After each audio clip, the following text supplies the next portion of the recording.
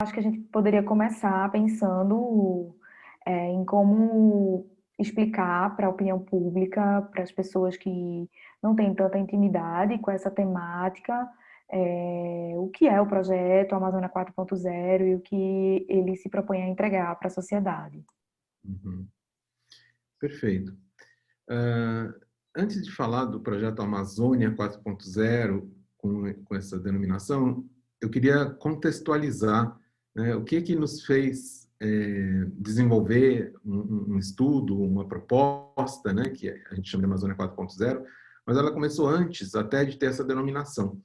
Nós começamos com o trabalho natural, normal, de cientistas, de estudiosos de questões amazônicas, sobretudo, que ao longo do tempo foi criando, né, esses estudos foram criando muitos conhecimentos novos sobre as condições da Amazônia, né, a condição de desenvolvimento, condição de perda de floresta, a condição de preservação, condição climática, né, como que a Amazônia passou a ser entendida como participante de fenômenos climáticos bastante importantes de vários pontos de vista, né? Do ponto de vista da própria floresta, mas também do ponto de vista da sociedade humana, das interrelações entre a floresta e o clima da Amazônia com o clima do país, né? Com questões climáticas mundiais também. Então, historicamente, né, em relação ao futuro da Amazônia, sempre se estabeleceu um debate, né, um debate entre duas correntes de pensamento que se caracterizavam por, uma delas, preservar com força legal, né, com reservas, com áreas protegidas, terras indígenas e muitas outras formas de você tratar um uso da terra através de uma preservação estrita, né? Assim, uma área que você deixa intocada, com uso mínimo, para que aquilo se preserve pela eternidade, né? Então, esse é um modelo de futuro, né, para o uso daquele ambiente natural da Amazônia. E esse modo, né, ele foi entendido como a melhor maneira de você garantir o futuro da Amazônia, e ele foi bem desenvolvido. Hoje a gente tem quase metade da Amazônia entre áreas protegidas e terras indígenas, que, em princípio, tendem a manter aquilo para sempre.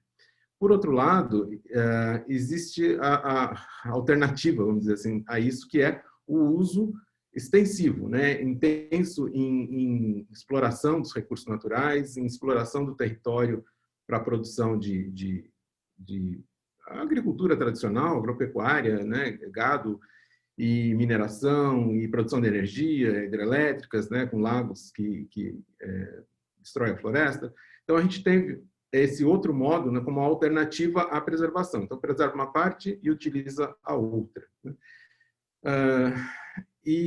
Só que com o avanço do conhecimento científico, né, que eu mencionei a princípio, ficou-se sabendo, né, ficamos sabendo que essa relação meio a meio não é suficiente para a gente ter a continuidade da floresta e todos os serviços que ela faz, né? Porque chegou-se ao conhecimento do chamado ponto de não retorno, ou tipping point, no qual a própria falta da floresta, né, a floresta que é tirada para atender a esse desenvolvimento tradicional, ela gera um efeito no restante da floresta, naquele ambiente como um todo, que leva a mais perda de floresta pela própria quebra dos ciclos ecológicos naturais, sobretudo o ciclo hídrico, né? A chuva que normalmente cai é absorvida pela terra, é absorvida de volta pelas raízes e jogada na atmosfera pela transpiração das folhas, gerando mais umidade e mais chuva.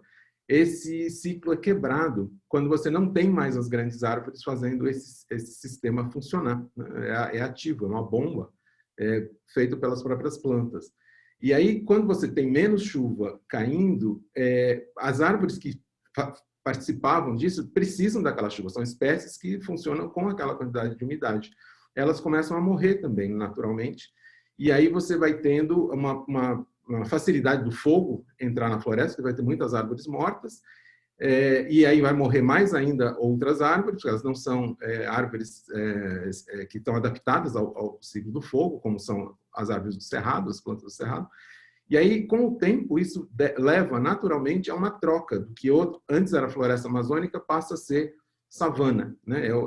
Savana, né? O nome que se dá, savanização, mas na verdade é o cerrado. No Brasil, corresponde ao ecossistema do cerrado. Então, a vegetação do cerrado é mais adaptada a essa seca maior e ela vai ocupando, então, o espaço que era da Amazônia. Isso é uma catástrofe ambiental sem limite, porque a floresta amazônica é a floresta amazônica, toda a biodiversidade, não que o cerrado valha menos, ele tem as suas próprias características e é muito importante também, mas são duas coisas, né? A floresta amazônica é a floresta amazônica.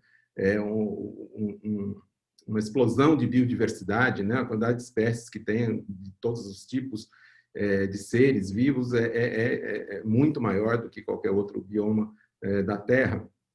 Então, esse tipping point é isso, a partir de um certo ponto de perda de floresta, eles viram um sistema automático, que nem uma pedra rolando a montanha. Aí você não tem mais como voltar naquele estágio anterior.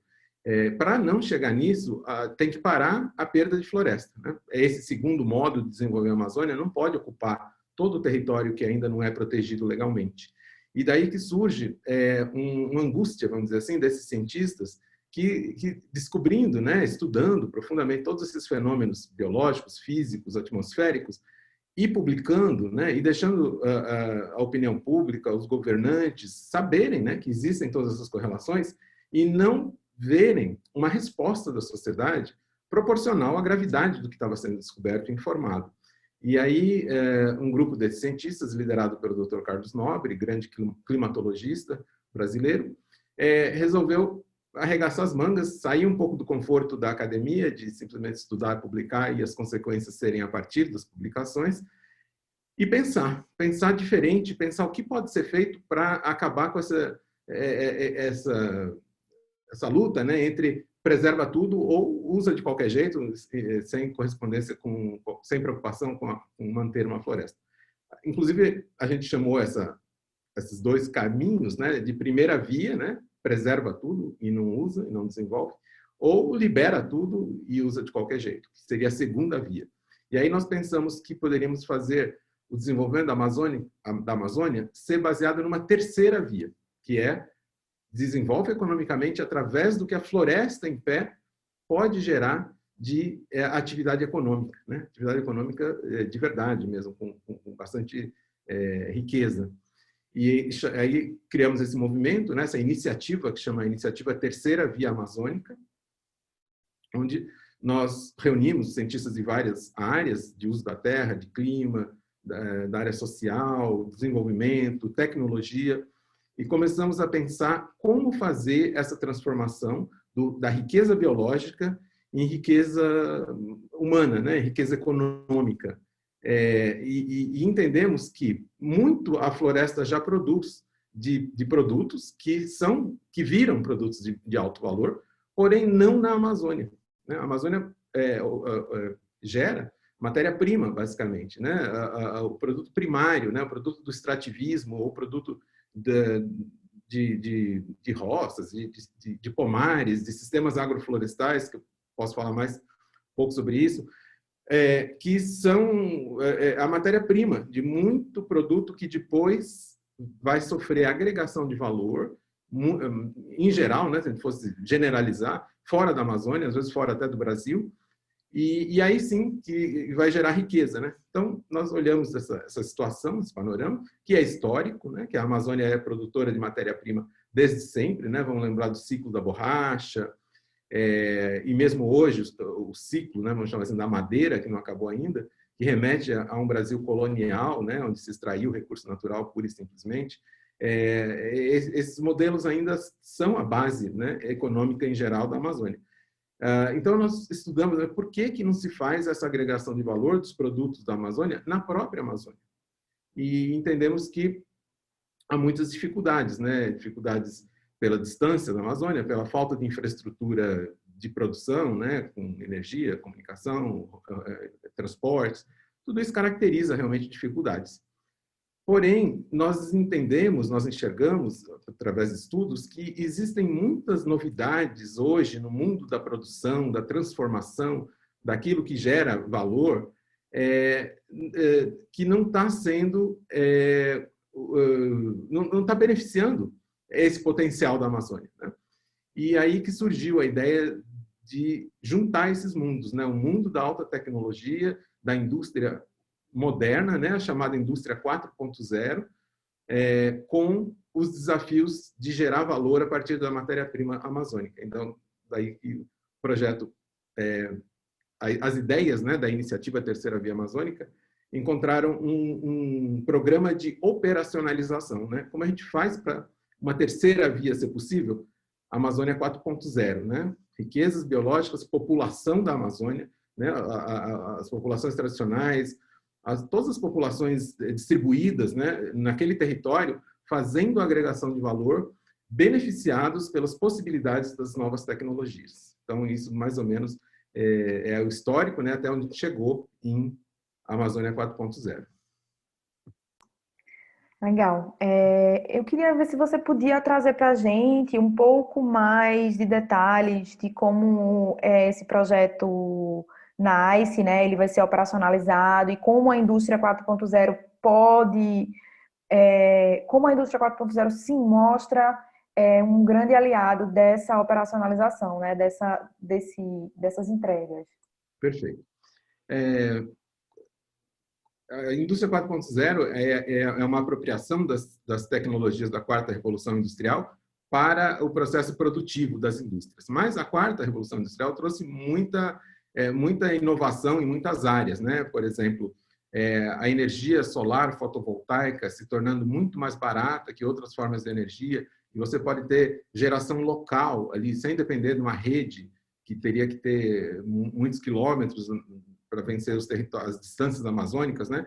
Então, a gente consegue ter geração local a um custo competitivo, né? Então, você pode ter energia, que é uma das grandes transformações aí que nós tivemos nos últimos tempos. Apesar de existir há muito tempo a energia solar como conceito, a viabilidade comercial dela é uma coisa recente, de ficar mais barato que outras fontes.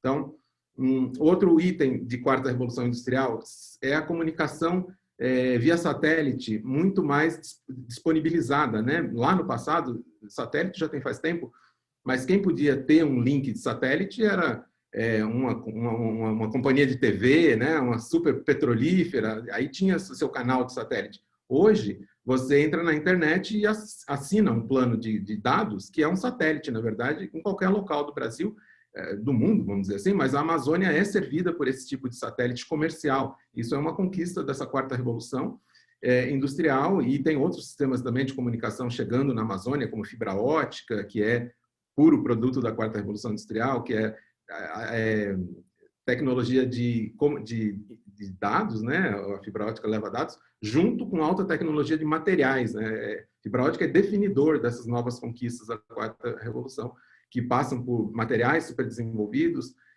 tecnologia de computação super avançada e também de biotecnologia, né? E isso acaba também encontrando na Amazônia uma grande expressão, né? Biotecnologia e biodiversidade caminham lado a lado. Bom, isso falando num contexto mais global e falando do que a Amazônia precisaria ter, né? E tem energia, comunicação. Agora, falando do processo produtivo mesmo, como que uma indústria 4.0 pode emprestar recursos para desenvolver uma indústria na Amazônia, tem muitos exemplos também. Um dos principais fatores que tornam um produto valorizado, né? Agregação de valor é agregar valor. O valor ele vem junto com a qualidade do produto. Se você agregar valor, tentar agregar valor, né? Fazer um processamento e chegar num produto sem qualidade, ou com baixa qualidade, com qualidade variável, você vai ter muita dificuldade de inserir isso num processo econômico sustentável, né? Você vai ter talvez uma iniciativa, dar um pouco certo, depois não dá mais.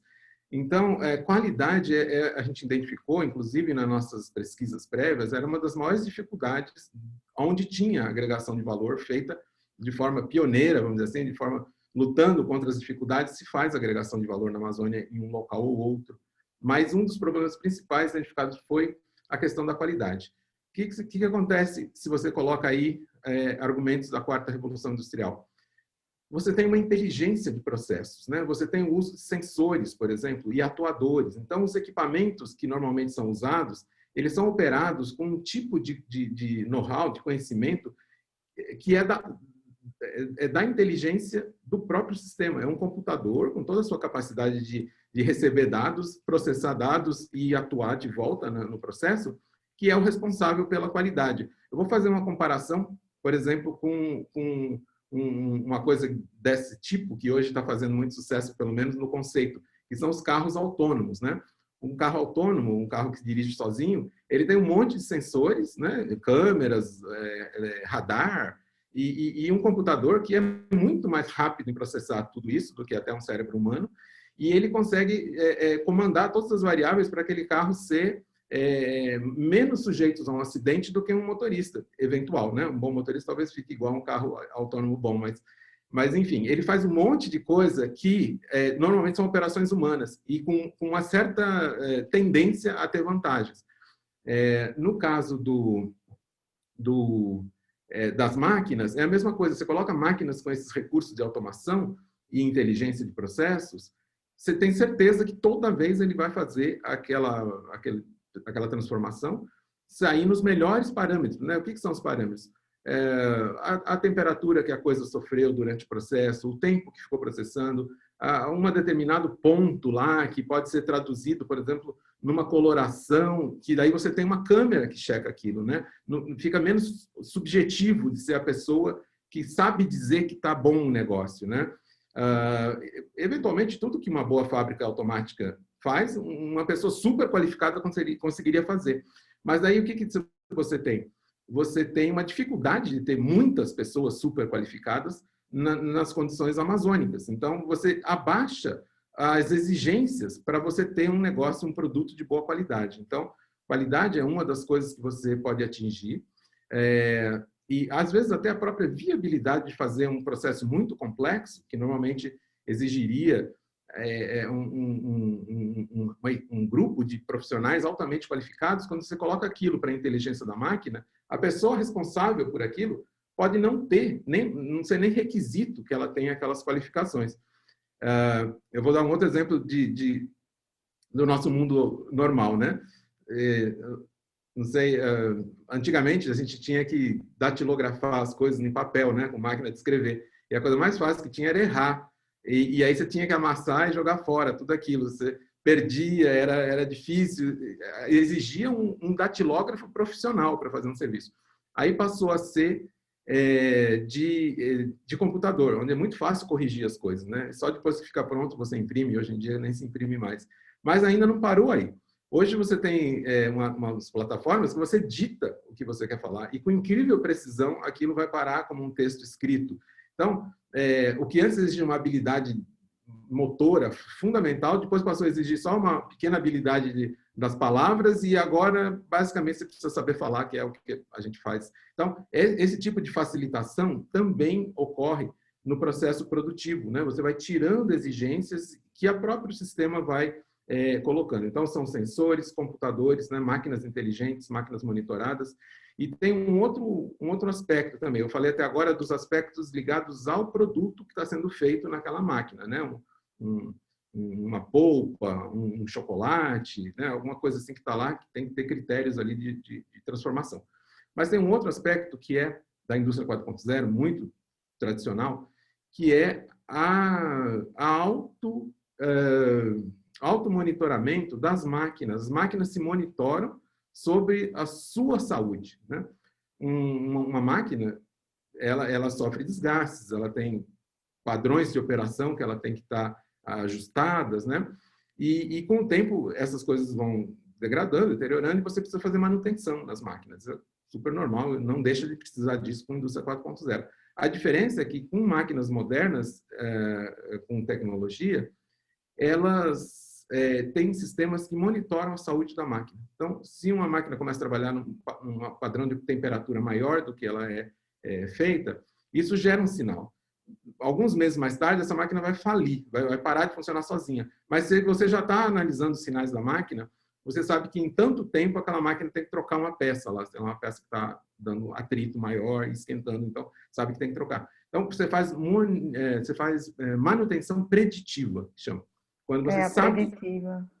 preditivo. Você sabe a hora que você tem que parar, então o que você faz? Para 5 minutos daquela máquina, troca uma peça e ela funciona mais anos e anos, ou meses e meses, normal.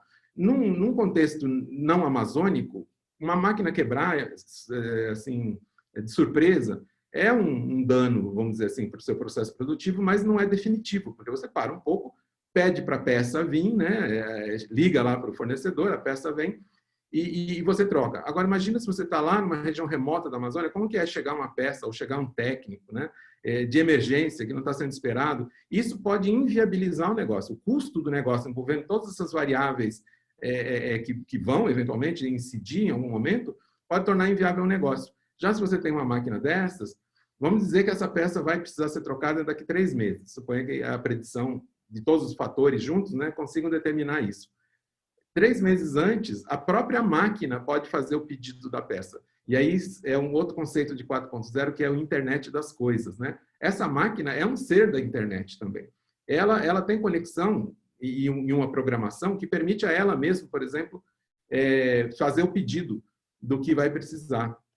Eu estou colocando um caso ideal, não que todas as máquinas 4.0 tenham isso, mas isso existe. Se a gente quiser que isso esteja numa máquina, não tem que inventar mais nada, tem que só programar e colocar lá os sensores necessários, né? Que é o que a gente faz no nosso projeto. E aí essa peça chega e a pessoa troca a peça numa parada programada de meia hora e tudo segue, né? Então, são esses dois processos de controle do que está sendo feito para sair na melhor padrão e da próprio sistema produtivo de estar sempre no seu pico de funcionalidade, né? Porque você não tem paradas inesperadas, perdas, né? E muitos outros argumentos, né? As próprias peças dessas máquinas podem ser feitas em outras máquinas, né? Impressoras 3D, por exemplo, podem fabricar as peças que as máquinas precisam. Então, em vez de você ter uma super necessidade de logística de peças, não para todas as peças, mas para uma grande quantidade de peças, você pode ter uma máquina que produz as peças, com impressão 3D, que produz qualquer coisa, em qualquer formato, né? Dando um outro exemplo de como que uma tecnologia de indústria 4.0, né, e impressão 3D é bastante 4.0, pode ajudar a ter uma fábrica funcionando numa situação remota. Então, Bom, acho que esse assim, a gente tem a tecnologia, né, como uma luz que não nos deixa outra alternativa que não seja pensar em produtos de alto valor agregado como uma alternativa, como a solução para o caminho da Amazônia, né? A gente tem, de um lado, a ciência, dando respaldo do que tem que ser feito, de outro lado, a indústria 4.0, permitindo que isso seja feito de uma maneira otimizada. E então é um ganha-ganha, né, Ismael? Dos dois lados é possível obter-se ganhos para toda a sociedade. Exatamente. A ciência deu o desafio, né, que a gente precisa fazer alguma coisa melhor em relação a esse futuro da Amazônia. O estudo da própria biodiversidade, né, que vem da ciência, nos mostra uma grande riqueza disponível. Tradicionalmente, essa riqueza, em pouca medida até, mas quando é extraída, ela é sem valor, porque existem os desafios concretos de fazer agregação de valor na floresta. Não na floresta, dentro da floresta, mas no contexto das comunidades que lidam com o recurso florestal, né? O interior da Amazônia, as pequenas cidades e mesmo as grandes cidades. Quando você fala no desenvolvimento da floresta, é tanta floresta que todos os atores ali vão ter o seu benefício, né? Alguns serviços, né? Uma entrada e saída de todo esse material acaba sendo pelas grandes cidades, né? Fabricação das máquinas que vão estar lá na ponta trabalhando pode ser feita numa fábrica centralizada numa dessas cidades. Inclusive, nós temos até a Manaus, como exemplo, que tem já uma Zona Franca, que é um parque industrial totalmente instalado. Mas o que a Zona Franca faz hoje? Faz televisor, faz coisas eletrônicas. Dificilmente podem competir com a China e outros países que se avançaram muito nos últimos tempos nisso. Mas isso tudo pode ser convertido, né? Já é uma grande plataforma de produzir esse equipamento que vai transformar os valores da floresta em valor econômico, em riqueza. E aí, para isso, as tecnologias da quarta revolução industrial, usadas na indústria moderna, né? Na indústria 4.0, inclusive que em inglês esse termo nem é usado assim 4.0, ele é usado como smart manufacturing, que é a manufatura inteligente, né? É que nem os nossos smartphones, né? Olha, vejam bem, esse é um ótimo caso de exemplo, né? O smartphone versus o não smartphone, né? Que é os telefones antigos que a gente tinha, né? O que um faz e o que o outro faz, né? Essa é a mesma medida do que a indústria inteligente pode fazer para o processo de agregação de valor. Então, quando você tem essa inteligência a serviço dessa necessidade de agregar valor, você tem uma facilidade de que qualquer comunidade da Amazônia se una, né, se agrupe, se arranje em associação, em cooperativa, ou mesmo em negócios particulares, né, firmas que surjam ali, e que passem a deixar, né, o recurso natural que está deixando a floresta, ou o sistema agroflorestal, ele sai dali já numa forma bem valorizada. E o que chega para lá é o recurso, né, dessa valorização. Aí você tem recurso chegando, recurso econômico, né, e irrigando uma economia local, porque daí esse recurso vai ser gasto ali mesmo. E sendo gasto ali mesmo, vai gerar outros negócios, né? Outros Todos negócios. associados com a riqueza da floresta. E a partir disso, você tem uma floresta que faz sentido existir, entre parênteses. Uma floresta sempre faz sentido existir quando a gente conhece as dimensões ambientais e para os povos tradicionais a dimensão espiritual, a dimensão existencial, quer dizer, tudo isso são mais do que suficientes justificativas. Mas quando a gente vai olhar o que está acontecendo hoje, se a justificativa econômica não for bem definida, a lei, vamos dizer assim, mais natural, entre aspas, é a lei da economia. Então, ela vai acabar perdendo o seu espaço para uma outra atividade econômica. Então, quando a gente consegue fazer com que o produto da floresta gere para a região um grande valor econômico, isso é uma garantia, pelo menos nesses tempos, de que essa floresta continua tendo seu local de existência, né? Claro que no futuro a gente gostaria que não precisasse ser através de valorização econômica, que fosse através dessa outra grande valorização. Mas a gente trabalha com a realidade do dia, né? E com a realidade das pessoas também que moram lá e que buscam essa ascensão de qualidade de vida, né? O fato da população amazônica estar longe dos centros de pensamento, de decisão, de muitas coisas que acabam acontecendo lá na Amazônia, eles também estão integrados nesse impulso que todos nós temos de progresso, né? De adquirir uma condição melhor de vida, de conforto, de assistência, né? De liberdade mesmo, de movimento. E isso ocorre naturalmente através da atividade econômica. Então, é muito importante que qualquer solução para o futuro da Amazônia contemple esse direito a um progresso, a um desenvolvimento. Então, o que a gente entendeu é que a maior riqueza, na verdade, está nos argumentos da floresta. Quando você compara o valor por hectare de um produto que é vocacionado, que é da Amazônia, que entra num ciclo econômico real, né, de fato, é muito mais do que essas alternativas, né? O açaí, por exemplo, que está fazendo um grande sucesso mundial, que furou essa bolha, né, de isolamento dos produtos amazônicos, que está consumido no mundo inteiro, um hectare de açaí manejado, que é um tipo de floresta que você adensa um pouco mais para ela produzir mais daquilo, mas ainda no contexto de floresta, gera $1.000 por hectare de valor da produção. O lucro, né, o final que o responsável por aquela área ganha ali.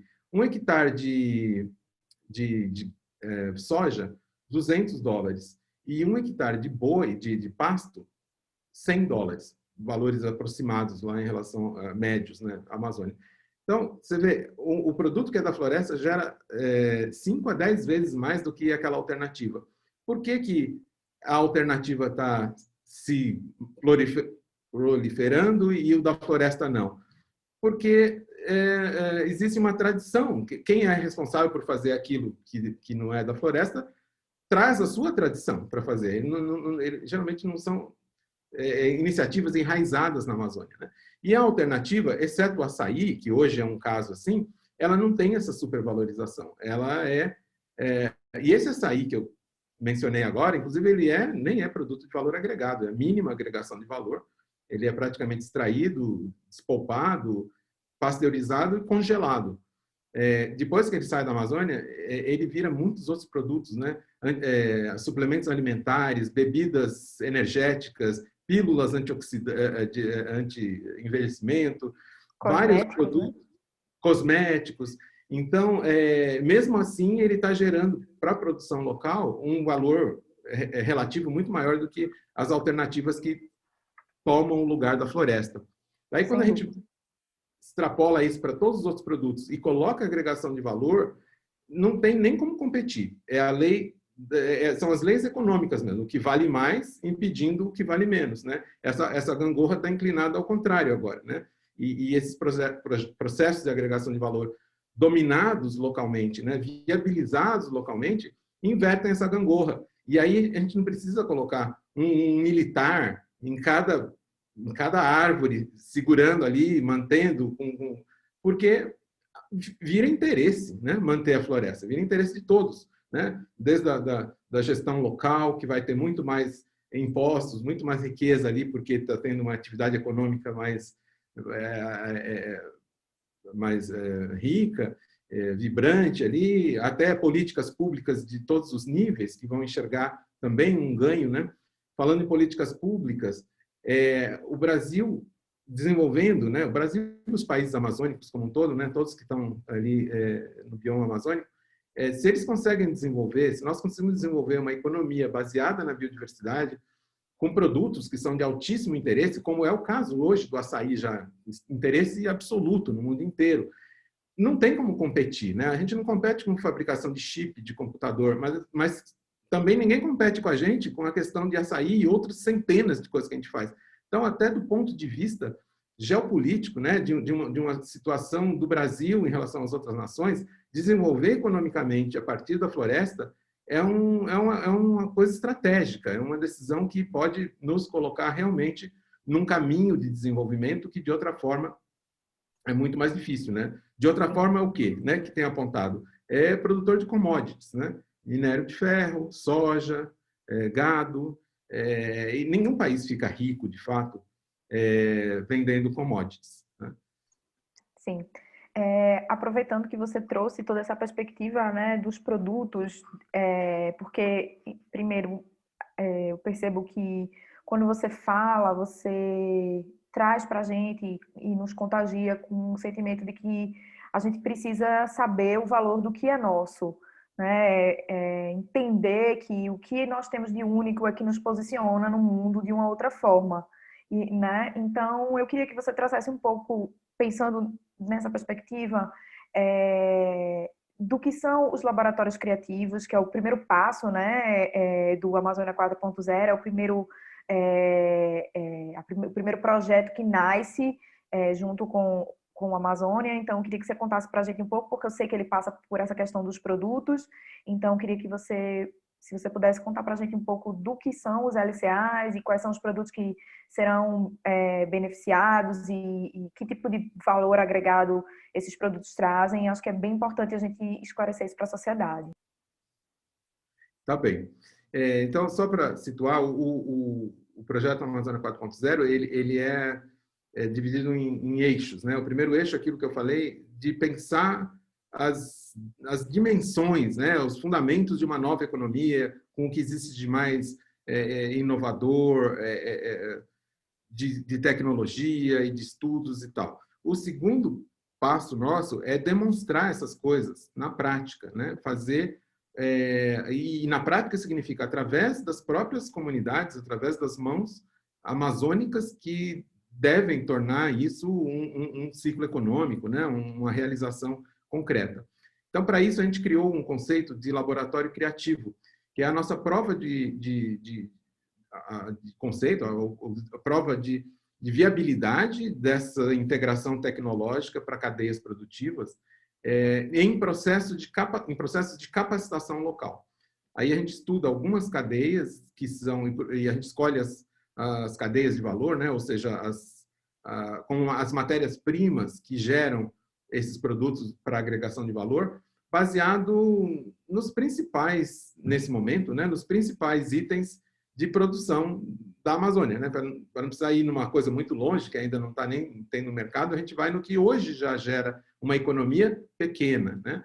No caso, a gente começou esse estudo com cacau e cupuaçu, que eu vou falar um pouco melhor agora, mas a gente também estuda castanha, açaí e vários outros que já têm um mercado aí formado, né, de baixo valor. No caso do cacau e do cupuaçu, que são duas plantas bem aparentadas, de cuja semente se faz o chocolate e outra substância do cupuaçu, que é muito parecida com o chocolate, chamada de cupulate, mas que eu costumo chamar de chocolate de cupuaçu, porque ele é muito similar, né, depois de pronto, com um chocolate. Então, o cacau, a Amazônia é o principal produtor brasileiro de cacau. Recentemente ultrapassou a Bahia, que tradicionalmente era um grande produtor, e o cupuaçu é historicamente consumido localmente. É uma fruta de sabor bastante acentuado e geralmente é consumida a fruta, né? A semente não é. Já está tendo algum uso da semente a partir da manteiga de cupuaçu, que é parecida com a manteiga de cacau, em usos cosméticos. Mas, de uma forma geral, é um produto da floresta pouquíssimo aproveitado por uma economia grande, né? Ele participa de uma economia pequena, local ou ainda pouco expressiva na parte em que aquilo sai da dimensão do consumo local. Então, nós entendemos que o chocolate é um dos produtos mais caros que existem para a gente comprar, né? Qualquer pessoa comprar um chocolate fino, o preço dele não tem limite, é como o vinho, né? E a amêndoa de cacau, que é o que é produzido em larga escala hoje, é vendido por um preço de commodity. Nesse caso, é commodity mesmo, com preços definidos na Bolsa de Valores de Nova York, porque ele é um produto produzido mundialmente, né?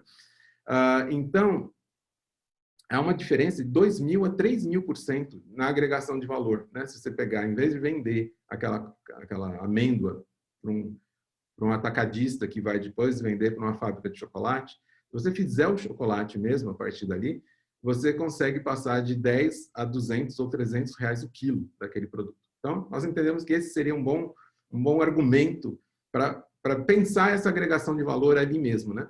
Aí nós vamos entender como se faz chocolate, quais são os segredos, vamos dizer assim, dessa transformação, né? Em que escala isso pode ser feito. Só uma grande fábrica gigante pode fazer chocolate? Não. Existe todo um movimento de chocolates feitos artesanalmente, feito em casa, o que combina com uma pequena fábrica, né?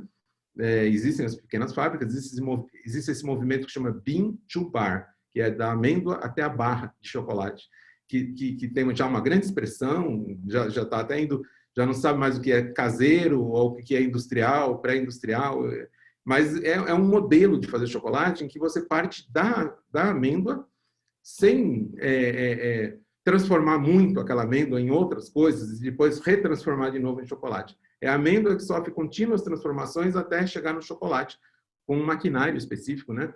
Usa moinho, triturador, forno e outros equipamentos auxiliares, mas que, como eu falei no começo, qualidade é a palavra que define. Essas transformações, se você fizer sem parâmetros de qualidade, um chocolate ruim que sai dali não tem valor. Vamos dizer assim, tem menos valor até do que a amêndoa antes de você mexer com ela. Agora, se você faz direito e faz um chocolate bom, você tem esse valor agregado de 2.000 a 3.000%. Isso é uma transformação absurda de viabilidade de tudo aquilo, né? De se colocar a fazer aquilo e de ter mais gente também. Isso é uma coisa muito importante. A produção primária, ela tende a empregar um certo número de pessoas, né? A produção, a coleta ou a agricultura. Quando você coloca a agregação de valor, você tem um monte de mais personagens, né? Outros atores ali da própria comunidade que passam a ter o que fazer, né? De ter uma ocupação. E isso é muito importante no contexto amazônico, onde já está havendo uma tendência ao êxodo rural, né? As famílias os jovens, principalmente, acabam achando mais atrativo na cidade do que naquele modo de vida florestal, com pouco recurso, né? A informação circula, né? Todos nós sabemos tudo que existe no mundo, né? Então, o mundo fora da Amazônia passa a parecer, fora do contexto ali do interior da floresta, passa a parecer muito interessante. Então, quando você tem agregação de valor, você tem essa oportunidade de que as pessoas encontrem o que fazer ali mesmo. Mas voltando para o processo, né? Esses passos para fazer da amêndoa virar chocolate tem segredos, vamos chamar assim. Esses segredos, numa indústria de chocolates normal, são controlados por uma pessoa que tem uma extrema capacidade de controlar aquilo, né? Como se fosse um excelente cozinheiro, uma pessoa de uma percepção muito apurada sobre aquilo que está sendo feito. E ele consegue fazer direito todas as vezes, e o chocolate fica famoso e ganha mercado, etc. Mas isso a gente não pode esperar que, de qualquer lugar das comunidades, a gente tenha pessoas com esse nível de virtuosidade, vamos chamar assim. E aí que entram as tecnologias, porque cada passo desse, na verdade, pode ser traduzido em parâmetros objetivos, né? É o tempo de moer, é a temperatura, é quão doce estava o cacau quando foi colhido, né? Isso daí você pode ter a polpa dele testada num equipamento digital e te diz qual era o teor de açúcar. E esse é o primeiro item para você ter chocolate de qualidade, né? A fruta está madura, ou no ponto certo de maturação para você colher. Então, a partir daí, você vai parametrizando todas aquelas etapas de transformação e colocando essa inteligência para traduzir isso nas ações necessárias. E o que é que o laboratório criativo faz? Ele desenvolveu essa tecnologia, pegando os equipamentos, começamos com os equipamentos tradicionais de fazer chocolate, e fomos estudando máquina por máquina e processo por processo, aí junto com os especialistas de chocolataria. Então, tem engenheiro eletrônico, engenheiro mecatrônico e mestre chocolateiro, vamos chamar assim, trabalhando juntos para fazer o segredo do chocolate. Infelizmente, a gente vai estragar alguns segredos, né, nesse processo, porque a gente faz o segredo ficar natural, né, faz feito pela máquina, e vai levando aquilo em todas as etapas, até a gente ter certeza que aquilo é o melhor chocolate que dá para fazer a partir daquela matéria-prima. E mais que é o melhor, é também possível de fazer igual todas as vezes que você rodar esse processo, né? Ou seja, você começa a ter um produto que tem uma identidade, uma característica. Falando em identidade, o laboratório chama laboratório criativo, né? Então, a gente tem uma predisposição incluída ali no desenho disso, de que no processo de aprender, eles possam, né, as populações amazônicas possam também criar um produto, né, uma receita de chocolate, uma forma, uma barra com um formato que seja definido ali mesmo, baseado na cultura local, baseado nos valores locais. Eles podem, por exemplo, criar uma receita que usa outros produtos da biodiversidade. Suponha que eles conheçam uma fruta, uma folha, alguma coisa que tem uma característica muito interessante que você pode adicionar e criar um sabor diferente ou criar uma característica nutricional diferente, né? A Amazônia é plena de produtos com alto índice de antioxidantes, de vitaminas e tantas outras coisas que você pode passar a desenvolver essa receita, né? Fazer um chocolate nutracêutico, por exemplo. Chocolate que você come e tem toda a sua vitamina C pelo dia, né? Só para diminuir um pouco a culpa, né, de comer um bom chocolate. Mas, então, você tem um monte de possibilidades que nem nós sabemos que pode ser.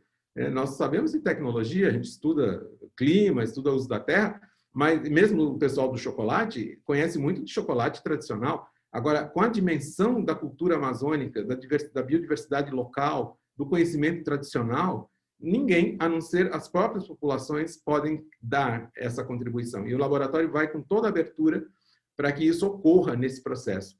Por isso a gente faz um longo processo de capacitação, leva 2 meses.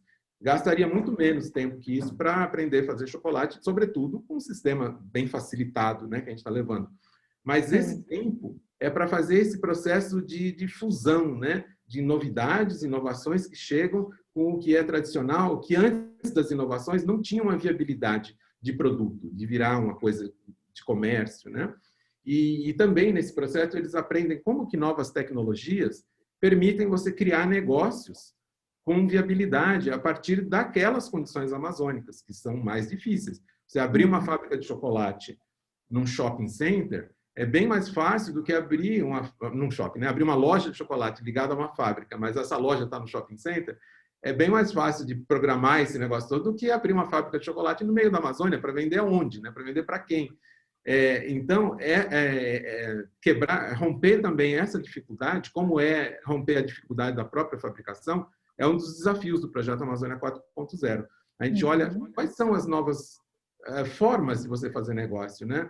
Por exemplo, hoje você pode comprar uma coisa de dentro da sua rede social preferida. Você não precisa ir em nenhuma loja. Você está vendo a postagem dos seus amigos e você clica no botão e preenche 3 campos de escolha e no dia seguinte, ou um pouco mais, está na sua porta aquele produto. Isso é uma revolução da 4ª Revolução Industrial que eu mencionei no começo. É mais isso também. Toda a dimensão de comércio, a nossa experiência de compra mudou radicalmente, né? Numa época atrás, foram as lojas de rua que se perderam dos shoppings, né? Shopping era o local de fazer compra, não mais nas lojinhas, né? Em grande escala. Claro que sempre continuaram tendo algumas lojas. Agora está mudando de novo, e sobretudo depois da Covid, não precisa ir no shopping, né? Você entra no seu computador e compra as coisas, ou no seu celular. Então, parte dessa capacitação do laboratório criativo é também em ter domínio sobre isso, né? Desvendar os segredos, entre aspas, dessa nova perspectiva de comércio e de negócio através de tecnologias disruptivas da 4ª Revolução Industrial, que são comunicação, né? Basicamente, isso aí é o segredo. A comunicação e a computação, né? O celular e o computador de altíssimo processamento dentro do bolso da gente é um dos ganhos da 4ª Revolução Industrial. E aí com comunicação, com rede social também, que foi uma criação, um produto da 4ª Revolução Industrial, e todo essa facilidade de comunicar o seu produto geram oportunidades de negócios que aí sim começam a dar viabilidade para um negócio lá no meio da Amazônia. Do contrário, antes disso, talvez fosse realmente uma utopia, né? Tudo que eu estou falando de agregação de valor, tudo isso sempre teve valor, pensar sobre isso, mas era uma utopia, era uma coisa que seria ótimo se fosse possível. Só que agora não, é isso que o projeto Amazônia 4.0 está trazendo, né? Essa demonstração de que esse ideal de gerar riqueza na própria Amazônia com as tecnologias é só uma questão de fazer, né? Não tem mais um passo aí que a gente fala, não, isso não dá, né? Quem sabe um dia. Eu costumo sempre usar como exemplo o caso da nossa exploração de Marte, né? Exploração espacial. Falo nossa como humanidade. O que a gente já fez de tecnologia para conseguir ter um robô andando em Marte, mapeando, fazendo pesquisas, né? Sendo dirigido, tirando foto, mandando filme, etc. É tudo que a gente precisa para desenvolver a Amazônia, vamos dizer assim, né? Em natureza, essas tecnologias traduzidas para os desafios da Amazônia fazem essa ponte entre a riqueza biológica e a riqueza econômica. Ismael, você falou muito da presença, né, da comunidade, dessas capacitações e da fusão, né, dessa novidade tecnológica com o conhecimento ancestral, com o conhecimento tradicional das comunidades. Como é que está o relacionamento do Amazônia com as comunidades? Vocês já conseguiram conectar com eles no sentido de ouvi-los? Quais são os anseios ali das comunidades? Como é que o Amazônia 4.0 dialoga e se conecta com as comunidades locais? Certo.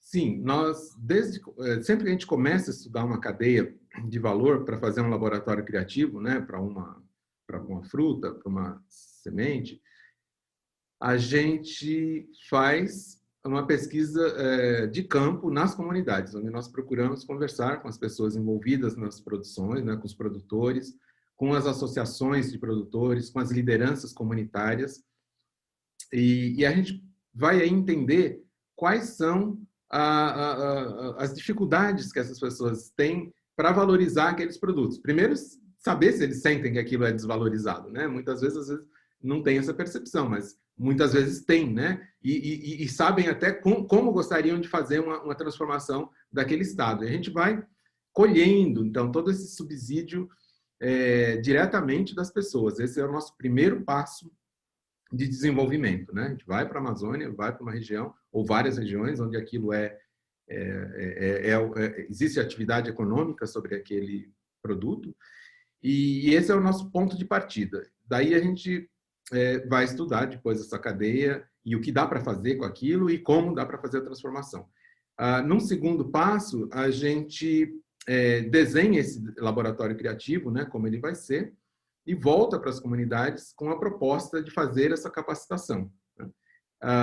Aí a gente também reúne de novo as lideranças daí conduzem os seus processos locais ali de consulta, e na medida em que eles manifestem, né, o seu pleno desejo de receber aquela capacitação, de ter contato com toda essa inovação que a gente apresenta, pré-apresenta, aí a gente vai para a capacitação em si. Lembrando que o público que a gente procura atingir é, sobretudo, da população local que lida com o recurso, mas não necessariamente só as pessoas desse contexto, né? A gente pretende que participem da capacitação pessoas ligadas, por exemplo, à academia, né? Estudantes, pós-graduandos, pessoas que estão loucas para fazer alguma coisa assim, que conseguirem, né, a sua formação, e que podem fazer pontes estratégicas com quem vive no âmbito ali da comunidade para dar escala a esses negócios, né? Para inserir esse contexto econômico local em outras engrenagens, em outras esferas, que talvez seja muito difícil mesmo, a partir apenas da realidade local, você ter essa interlocução, embora, eu falei, meios tecnológicos permitem uma aproximação muito maior, mas para gerar negócio, talvez precise haver uma concertação ali de vários atores estratégicos, né? Gostaríamos muito também de ter atores do setor público, né? Por exemplo, alguém ali das prefeituras pudesse participar da capacitação para entender como que o setor público também pode ser um dos atores de uma transformação local. E mesmo ali da população local, a gente gostaria que participasse quem lida diretamente com o recurso, né? Por exemplo, os próprios produtores, os extrativistas, mas também outras pessoas da comunidade que não estão ligadas àquilo, mas que podem passar a participar de uma atividade assim. Sobretudo, os jovens, né? Mulheres das comunidades, que podem não ter uma ocupação econômica. Geralmente, quando há uma atividade econômica, ela é apropriada, vamos dizer assim, antes pelos homens, né? E as mulheres ficam em posições secundárias. Então, a gente quer que essa plataforma nova de produção possa absorver, sobretudo, né, esse público que hoje encontra menos oportunidades, né, esses jovens que estão saindo, essas mulheres que estão sem oportunidade, que possam todos participarem, e porque vão ser o público que vai dar vida depois a esses ciclos econômicos. Então, essa é mais ou menos a nossa abordagem com relação às comunidades. Nós não chegamos ainda na fase de fazer o primeiro, né? A gente está nessa fase das consultas finais, vamos dizer assim, para levar ao laboratório. Pegando essa sua deixa, Ismael, eu queria te ouvir um pouco. Você falou bastante, né, de capacitação, da atração de outros setores que possam se aliar a esse projeto. E como você acha que é possível levar o ensino de negócio, né, seja o empreendedorismo ou, enfim, estratégias de negócio, para locais de difícil acesso na Amazônia, assim, como é que vocês acham que será possível, qual será a estratégia do Amazônia 4.0 para levar esse tipo de capacitação focada no empreendedorismo? Você já tangenciou isso, né, numa pergunta anterior, mas só para a gente amarrar melhor. Tá, eu vejo algumas possibilidades aí, algumas que nós estamos trabalhando mais ativamente agora, com nossas próprias mãos, mas outras que nós pretendemos ser indutores desses processos, tá? Então, bom, primeira maneira é o próprio laboratório criativo fazendo a capacitação, gerando aí um novo potencial de negócio.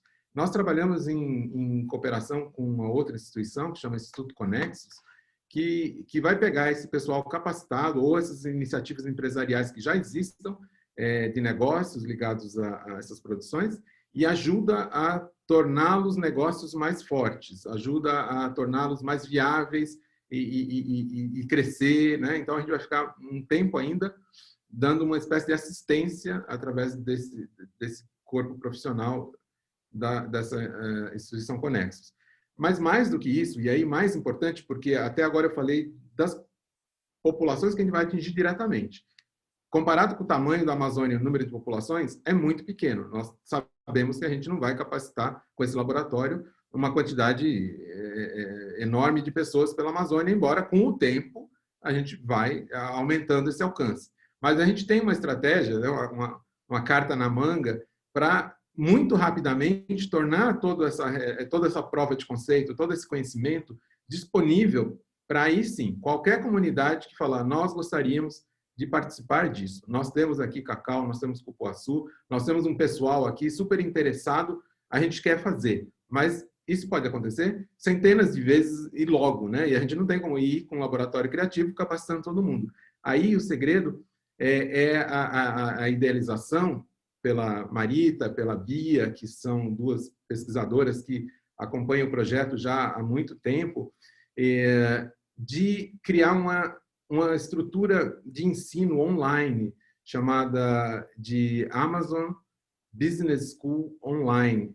É toda uma estratégia, na verdade, de levar esse conhecimento especializado em transformar a riqueza biológica em riqueza material, em riqueza econômica, através de agregação de valor e através de formação de negócios, né? Através toda essa engenharia financeira, econômica, dirigida para essa economia da floresta, que hoje é uma lacuna, vamos dizer assim, no conhecimento, na disponibilização do conhecimento, mesmo na academia tradicional, a economia da floresta não é um item bem estabelecido, né? Então, dá essa visão e de uma forma que esse conhecimento fica disponibilizado em tempo real para qualquer pessoa, né? Uma plataforma aberta que contém lá, por exemplo, toda a capacitação que a gente vai dar presencialmente, ela vai estar também online, disponível nessa plataforma. Mas não só. Essa plataforma pretende também ter conhecimento, ter estudos de caso, ter cursos dirigidos para outros atores. Por exemplo, para o setor público, que precisa entender um monte de coisa dessa nova dimensão dentro da sua esfera de ação. Então, pode ter lá um curso que é para formação de gestores públicos na nova economia, na bioeconomia da Amazônia, né? Pode ter um curso que seja para os próprios comunitários que pretendam aprender sobre certificação internacional para fazer, aí sim, o seu produto ter viabilidade externa, né? Ou o próprio processamento, ou onde conseguir financiamento, né? Um curso de aplicação para financiamento para agências de ajuda, né? Pode ter um curso para isso, porque, aliás, é bem difícil fazer essas aplicações, mesmo para quem já sabe, né? Então, para quem não sabe, então, é impossível, né? Aquela coisa que não existe a possibilidade. Então, a Amazon Business School Online, ela vem preencher essa lacuna de conhecimento. Na verdade, o que mais habilita a gente a pensar nessa Amazônia do futuro, com biotecnologia, é conhecimento. Né? Esse conhecimento pode chegar de várias formas. Ele pode chegar através do laboratório criativo, ali, manual, ou pode chegar de uma forma muito mais abrangente através do sistema online, né? Do sistema que é totalmente quarta revolução industrial, totalmente 4.0. É você ter uma escola, todo o conteúdo no seu computador, em qualquer lugar da floresta. Em cima de uma árvore, se você quiser um sinal melhor, você pode aprender a fazer um negócio lá com a tecnologia super do futuro, né?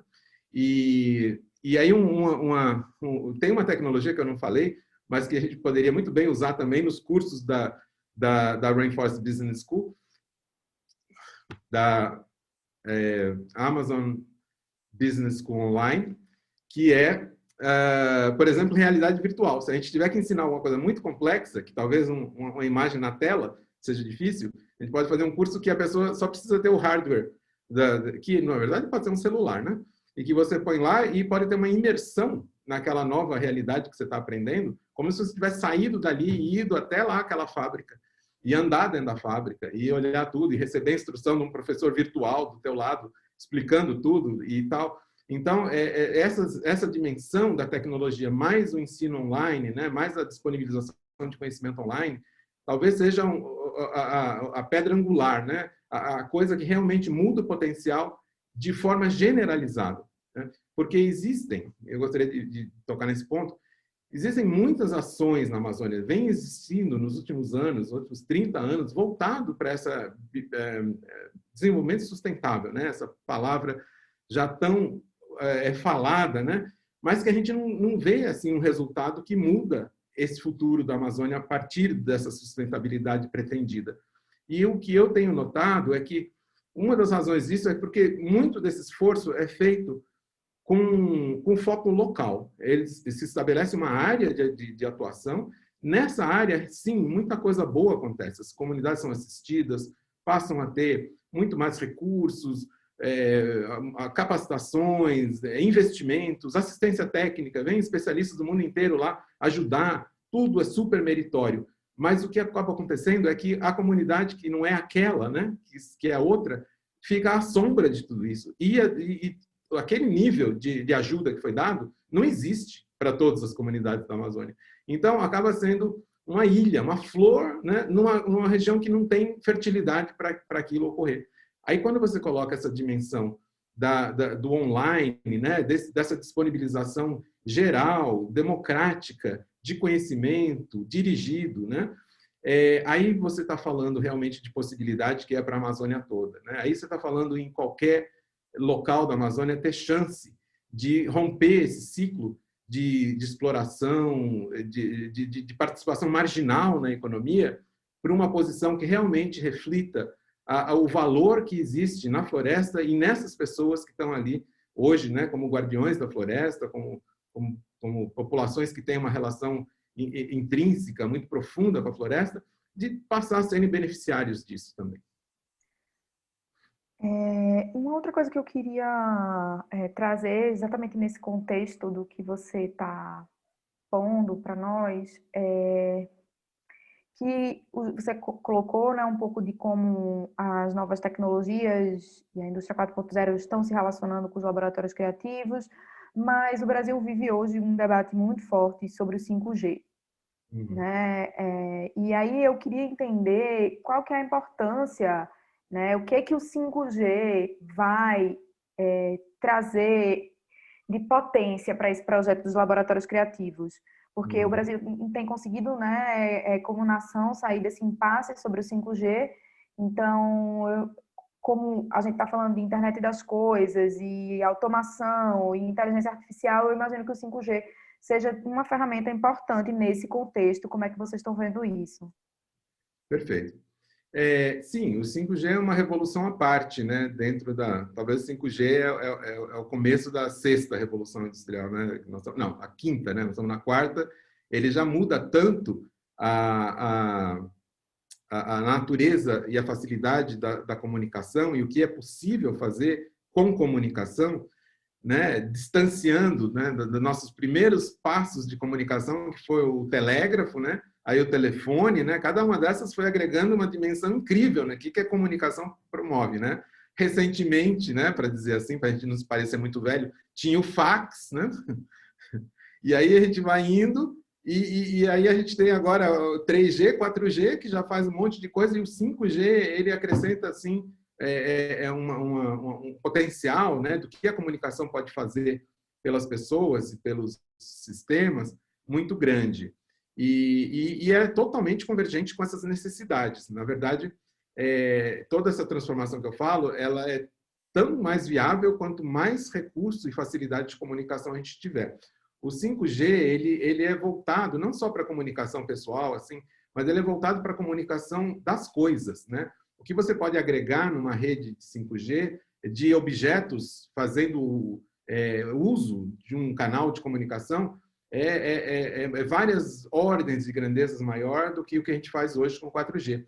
E então, essas fábricas, por exemplo, esses equipamentos, essas comunidades todas, conectadas com 5G, você tem uma viabilidade muito maior de ter os benefícios, né, da manufatura inteligente, que eu falei lá, das máquinas que se comunicam com os processos que se comunicam com as pessoas responsáveis por essas máquinas, né? Então, isso daí é um viabilizador muito, muito importante. Porém, é bom lembrar que 5G não é uma mágica, ela depende de infraestrutura instalada. Então, quem de direito, né, tem o dever constitucional, institucional de prover essa tecnologia, ainda tem que prover. Você não cria uma rede 5G numa iniciativa pessoal ou empresarial. Depende de esforços, né, das concessões, né, que empresas são responsáveis, do marco legal dessas concessões, que vai, vamos dizer assim, obrigar ou condicionar a instalação das redes nas regiões. E aí, por isso que é importante que a floresta participe de uma economia, porque se ela tem lá um objeto econômico, né, uma coisa que vai gerar recursos, vai gerar renda, automaticamente o 5G vai para lá, vamos dizer assim. Se ele fosse um ser, né, ele procuraria aquela região. E se for essa economia super pouco valorizada, marginal, não haverá nem porquê, teoricamente, você gastar um investimento de 5G numa vila, né, numa cidade do interior. Então, as duas coisas, elas se autoalimentam, né? Você tem uma economia, então você tem um potencial econômico de levar uma infraestrutura de 5G. Você tem uma infraestrutura de 5G, você tem mais possibilidade de fazer esse automatismo, essa inteligência de processos, essa facilidade toda que leva a negócios mais, aí não só ali do processo, né? Lembrando que da própria Amazônia, as pessoas vão ter que se comunicar, essas empresas, com o mundo, né? A gente tem um plano aqui que eu chamo de rastreamento 4.0, né? Pouco imaginativo, mas é um rastreamento que ele faz, o rastreamento digital é uma coisa que a gente já faz normalmente, né? Normalmente no nosso projeto Amazônia 4.0, o rastreamento digital ainda é uma coisa super avançada, mas é assim que as próprias máquinas, os próprios processos automáticos geram uma trilha de dados digitais que vão depois sendo acumulados numa estrutura de banco de dados, que no nosso caso a gente usa aquela tecnologia de blockchain, e então toda a produção ela já vai ficando marcada num tempo assim, que indelével. Então, em qualquer local, um produto feito nesse sistema, com um celular, você vai conhecer a história toda dele. Quem era o responsável, que máquina operou, quais eram as condições ambientais, né, os processos todos que aquilo sofreu, a origem daquilo, né, quem colocou aquela matéria-prima nesse sistema e mais, de onde ela veio. Você pode ver exatamente o perímetro da floresta que gerou aquela matéria-prima que hoje você está consumindo. E isso leva a umas decorrências muito interessantes de usar a produção como um elemento ligado à conservação. E isso gera outros mercados, né? Você pode usar essa conservação ainda num outro tipo de mercado, que é de serviços ambientais, de sequestro de carbono. Essas garantias que são dadas por esses sistemas inteligentes se desdobram em muitas oportunidades de economia, né? De negócios. Mas, falando do rastreamento inteligente, a gente pensa que não, o rastreamento normal ele é só assim, dados, né? Você põe no computador, você tem lá um monte de números. Mas a gente tende a fazer um rastreamento que é uma coisa online, que você possa, de qualquer lugar, ver o que está acontecendo em tempo real nessa cadeia. Você pode ter, por exemplo, a fábrica, né, mostrando o seu funcionamento, né, e você entra numa tela lá e você tem, então, você vê, como se estivesse ali na fábrica. A gente tem também a ideia de transportar os produtos de alto valor, pouco peso, por drones, que hoje ainda não estão 100% comerciais, mas isso é questão de poucos anos, a gente vai ter drone fazendo papel de transportador, sem dúvida. Então, esses drones, por exemplo, podem ter uma câmera e você vai, enquanto eles voam, você mesmo observando a floresta como se você fosse um pássaro lá na Amazônia.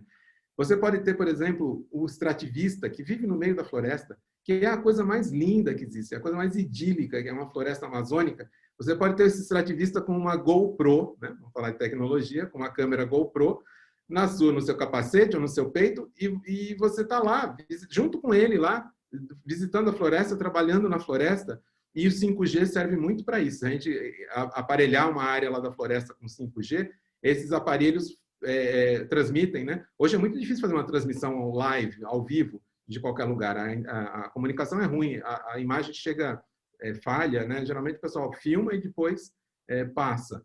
E com 5G a gente pode fazer tudo isso em tempo real, né? A viagem de barco, que muitos desses produtos que a gente vai consumir, vindos lá da floresta, são cenas de filme, né? Esses barcos circulando pelos rios da Amazônia. Se você tem ali implantado uma infraestrutura 5G, é tudo em tempo real. E isso é muito importante para haver essa valorização, essa aproximação das populações, milhares, né, bilhões de pessoas do mundo, com a realidade amazônica. E aí, sim, dando curso à economia da Amazônia e, numa segunda fase, ao ecoturismo para a Amazônia, que também é um potencial fabuloso de gerar riqueza, de gerar oportunidade para as pessoas visitarem e terem uma experiência amazônica que é uma experiência de vida, né? O pessoal fala uma vez na vida, né? Once in a lifetime, mas quem vai costuma ir não só uma vez, né? É uma experiência de muitas vezes numa vida, depois que você conhece. Então, o 5G ele realmente viabiliza coisas inimagináveis nesse contexto de transformar a economia da Amazônia. Bacana. E aí, unindo a possibilidade de uma transmissão online, estarmos conectados em tempo real, e a ideia do ensino à distância, eu queria te ouvir sobre que iniciativas acadêmicas você acha que né, a educação à distância poderia apoiar no sequenciamento de genomas de, da quantidade infinita, eu imagino, de espécies que existam na Amazônia. Como é que as iniciativas acadêmicas de educação à distância poderiam dar suporte a isso, a esse sequenciamento? Perfeito. Nós temos uma frente de desenvolvimento que permitir, né, criar os meios, propor capacitação para que as próprias comunidades amazônicas façam sequenciamento genômico das espécies. O que ocorre hoje é o oposto disso. Centros de pesquisa, empresas, mesmo que legalmente, né, claro, qualificadas para isso, vão para a Amazônia em expedições e buscam os produtos da floresta que eles querem conhecer o genoma e usam a população amazônica como guias, né, mateiros, a pessoa que conhece uma planta, que sabe onde tem, e aí vai junto. Ou trazem, né, a amostra da floresta para eles usarem. Nós pretendemos mudar essa equação. Eles não trazem só a planta, eles trazem a planta e fazem o sequenciamento genômico. E coloca essa sequência como um produto para ser, eventualmente, comprada, né, por uma outra parte. Né? Aí sim, pode ser as empresas que precisam desse genoma para fazer biotecnologia, pode ser centro de pesquisa no Brasil e no mundo, porque o conhecimento da Amazônia ele tem potencial de beneficiar a humanidade inteira. Eu falo muito de beneficiar as comunidades e tudo, mas essa é só um lado, é só uma parte. Né? A outra parte é o que o produto da Amazônia pode trazer como desenvolvimento da humanidade, né? Para todas as pessoas do planeta. E aí, o genoma hoje é uma dessas fronteiras de desenvolvimento da ciência humana, né? Para medicina, para materiais, para combustível, né? Assim, existem moléculas que eles acham dos seres vivos da Amazônia que quando você coloca numa produção de etanol, de combustível, você aumenta a produtividade até 50%. São segredos da natureza, né? Tecnologia da natureza, na verdade, sendo simplesmente traduzida para a tecnologia humana. Então, existe, no nosso ver, um grande potencial das comunidades, das iniciativas locais, serem atores de primeira linha desse processo econômico ligado à biodiversidade. Então, a gente bolou um conjunto de tecnologias e capacitação que podem dar essa habilidade às comunidades locais de participarem dessa economia. Aí onde entra a questão do ensino online. Da mesma forma como eu falei do outro laboratório. A gente não tem como capacitar centenas de comunidades num curto espaço de tempo para serem habilitadas para isso. E aí, através do ensino online, essa qualificação necessária, né? E quando a gente fala de biodiversidade, de genoma e tudo, é um pouco mais complexo do que trabalhar uma semente do cupuaçu, uma semente do cacau, embora haja muita facilitação, aliás, uma gigante facilitação com a modernização desses processos, né?